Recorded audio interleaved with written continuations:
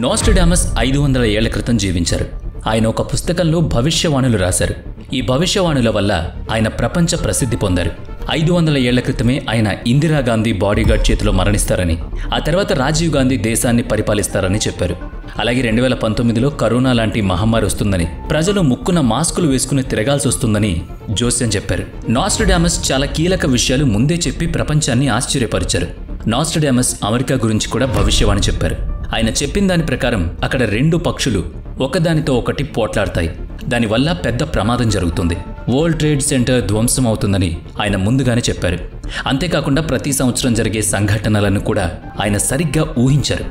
ఇప్పుడు 2025వ సంవత్సరానికి సంబంధించి భవిష్యవాణులు చాలా ఆసక్తికరంగా ఉన్నాయి. నోస్ట్రడామస్, బాబా వంగా, భారతదేశానికి చెందిన సంత్ అచ్యుతానంద్ వంటి వాళ్ళు 2025లో పెద్ద పరిణామాలు జరగొచ్చని చెప్పారు. ఈ భవిష్యవాణుల ప్రకారం ప్రపంచం అంతా ఒక పెద్ద మార్పుకు సిద్ధంగా ఉందట. దీని ప్రభావం ప్రతి వ్యక్తిపై ఉంటుంది. 2025 అనేది చరిత్రలో ఒక ముఖ్యమైన సంవత్సరం కానుంది. 2025 గురించి నోస్ట్రడామస్ చెప్పిన విషయాలు చాలా చర్చనీయాంశంగా మారాయి. ఆయన ప్రపంచానికి ఈ ఏడాది బాగుండదని, యుద్ధం జరగొచ్చని చెప్పారు. తను చెప్పిన చాలా భవిష్యవాణులు నిజమయ్యాయి. అందువల్ల ఆయన చెప్పిన ఈ విషయం కూడా ఆసక్తికరంగా మారింది. భవిష్యవాణులు చాలా ప్రసిద్ధి పొందాయి, ఎందుకంటే వాటిలో చాలానే రుజువయ్యాయి కూడా. నోస్ట్రడామస్ 1503లో జన్మించారు. 1566లో మరణించారు. ఆయన పూర్తి పేరు మైకేల్ డి నోట్రడామ్. ఆయన రాసిన పుస్తకం పేరు లెస్ ప్రొఫెటీస్. ఇది ఫ్రాన్స్లో ప్రచురితమైంది. ఈ పుస్తకంలో ఆయన భవిష్యవాణులు కోడింగ్లో రాశారు. ఈ కోడింగ్ను డీకోడ్ చేస్తే ఆయన సంవత్సరాల్లో జరిగే సంఘటనలు తెలుస్తాయి. ఉదాహరణకు అమెరికాలో 2 పక్షులు పోట్లాడి పెద్ద భవనం కూలిపోతుందని ఆయన చెప్పారు. దీన్ని వరల్డ్ ట్రేడ్ సెంటర్ ఘటనతో పోల్చారు. అలాగే 2019లో మహమ్మారి ప్రపంచమంతా వ్యాపిస్తుందని, ఇంగ్లాండ్తో సహా అన్ని దేశాలు ప్రభావితమవుతాయని ఆయన ముందుగానే చెప్పుకొచ్చారు. నోస్ట్రడామస్ కరోనా వంటి మహమ్మారి గురించి ముందే చెప్పారు. ఆయన ప్రకారం 2025లో ఒక పెద్ద మార్పు జరుగుతుందని చెప్పారు. ప్రపంచ యుద్ధం మొదలవుతుందని, ఇది 3వ ప్రపంచ యుద్ధంగా అవతరించొచ్చని చెప్పుకొచ్చారు. ప్రస్తుతం ఇరాన్, ఇజ్రాయెల్ మధ్య యుద్ధం జరుగుతోంది.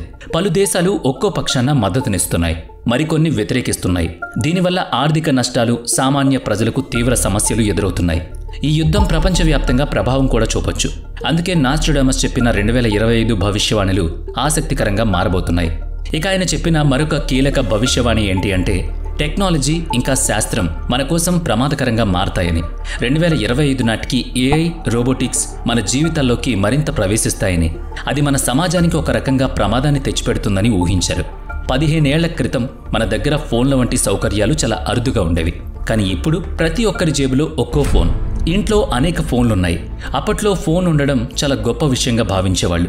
కానీ ఇప్పుడు ఫోన్ లేకపోతే మనకి పిచ్చెక్కుతోంది. ఇప్పుడు ఫేస్బుక్ కూడా ఏఐ, రోబోటిక్స్ ఉపయోగం ఎంత పెరుగుతుందో చెప్పింది. ఏఐ వేగంగా అభివృద్ధి చెందుతోంది. మనం మొబైల్తో చేసే పనుల కంటే వేగంగా అది మనకంటే ముందంజలో ఉంటుంది. ఇది ఏమాత్రం మంచిది కాదట. ఇక 2025లో ప్రపంచవ్యాప్తంగా ఆర్థిక సంక్షోభం తీవ్రంగా ఉంటుంది. ఈ సంక్షోభం యుద్ధానికి దారితీస్తుందని, దేశాలు ఆయుధాలు కొనుగోలు చేయడం వల్ల వాటికి డబ్బు కొరత ఏర్పడుతుందని నోస్ట్రడామస్ భవిష్యవాణి చెప్పింది. టెక్నాలజీ వృద్ధి మన జీవితాల్లో మార్పులు తీసుకుంటున్నప్పటికీ అవి మానవాళికి కొన్ని సమస్యలను తీసుకొస్తున్నాయి. ద్రవ్యలోపం కారణంగా ప్రపంచం ఆర్థిక సంక్షోభాన్ని చూడాల్సి వస్తోంది.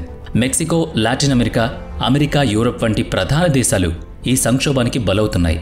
ఇది ఆయన అంచనా. ఇంగ్లాండ్ కూడా ఈ ప్రభావం నుంచి తప్పించుకోలేకపోతుంది. ప్రపంచవ్యాప్తంగా ప్రజలు డబ్బు, బంగారం విలువ తగ్గే అవకాశం ఉంది. బంగారం ధర పడిపోవడం, డబ్బు విలువ తగ్గిపోవడం వల్ల కొన్ని దేశాల్లో ఆర్థిక వ్యవస్థలు పతనమవుతాయి. ప్రజలు డబ్బు విలువ కోసం పోరాడే పరిస్థితి వస్తుంది. ఈ పరిస్థితుల వల్ల సామాజిక అనిశ్చితి నెలకొంటుందట. డబ్బు లేకపోవడం వల్ల సమాజంలో కలతలు పెరుగుతాయి. డబ్బు విలువ తగ్గిపోతే ప్రజలు నిత్యావసరాలను కూడా కొనుగోలు చేయలేరు. ఉదాహరణకు ఇప్పుడు మీరు ₹1తో కూరగాయలు తీసుకుంటారు. కానీ డబ్బు విలువ తగ్గిపోయినప్పుడు అదే ₹1కి ఏమీ రాదు. భారతదేశంలో ₹1 విలువను ఇండోనేషియా డబ్బుతో పోలిస్తే అక్కడ ₹1 విలువ దాదాపుగా 178కి సమానం. డబ్బు విలువ తగ్గిపోవడం ఆర్థిక సంక్షోభాన్ని మరింత తీవ్రతరంగా మారుస్తుంది. నోస్ట్రడామస్ తన భవిష్యవాణిలో ఈ ఆర్థిక సంక్షోభం ప్రపంచవ్యాప్తంగా దారిద్ర్యానికి, కరువులకు దారితీస్తుందని చెప్పుకొచ్చారు. ప్రపంచవ్యాప్తంగా ఆహార భద్రత మందగించడం వల్ల బలహీనమైన ప్రాంతాలు మరింత ఇబ్బందులను ఎదుర్కొంటాయి. ముఖ్యంగా యుద్ధాలు జరిగి ఆర్థిక పరిస్థితి మరింత దిగజారుతుంది. దేశాలు ఒకదానికి మరొకటి ఆధారపడడం కూడా ప్రమాదకరంగా మారుతుంది. ఉదాహరణకు మనం పాకిస్తాన్ నుంచి ఉల్లిపాయలు, బంగ్లాదేశ్ నుంచి టొమాటోలు తీసుకుంటున్నాం. యుద్ధం జరిగితే ఈ ఆధారపడే వ్యవస్థలు పూర్తిగా మూసుకుపోతాయి. రైతులు తమ ఉత్పత్తులను అమ్మలేక ఇబ్బందుల్లో చిక్కుకుంటారు. కొన్ని చోట్ల వస్తువుల ధరలు ఆకాశాన్ని అంటుతాయి. ఈ ఇబ్బందులన్నీ తడిసి మోపడై ఆర్థిక భారం మన మీద పడుతుంది. నాస్ట్రాడామస్ తన భవిష్యవాణుల్లో ప్రకృతికి సంబంధించిన విపత్తులను కూడా పేర్కొన్నారు. ఆయన ప్రకారం ఆకాశం నుంచి ఒక పెద్ద ఉల్క పడ్డం వల్ల ప్రపంచానికి పెద్ద నష్టం కలగొచ్చు. అది కొన్ని దేశాలను పూర్తిగా నాశనం చేయొచ్చు. బ్రెజిల్ వంటి దేశాలు ప్రపంచ పటంలో కనబడకపోవచ్చు. 2025లో ప్రకృతి విపత్తులు ఎక్కువగా ఉంటాయని కూడా చెప్పారు.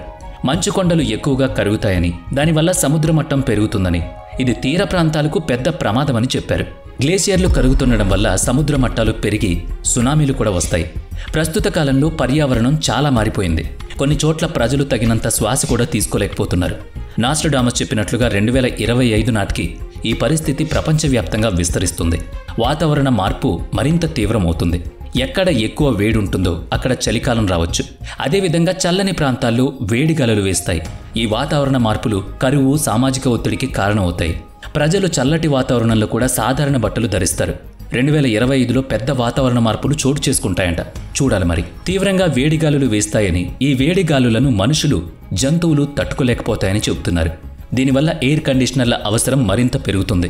2024 వరకు ఉన్న ఎయిర్ కండిషనర్ల సంఖ్య 2025 నాటికి మరింత పెరిగి ప్రతి గ్రామంలో చేరొచ్చని అంచనా వేస్తున్నారు. కానీ ఈ ఎయిర్ కండిషనర్లు అలాగే వాహనాల నుంచి విడుదలయ్యే వేడిగాలులు వాతావరణ మార్పును వేగవంతంగా మారుస్తాయి.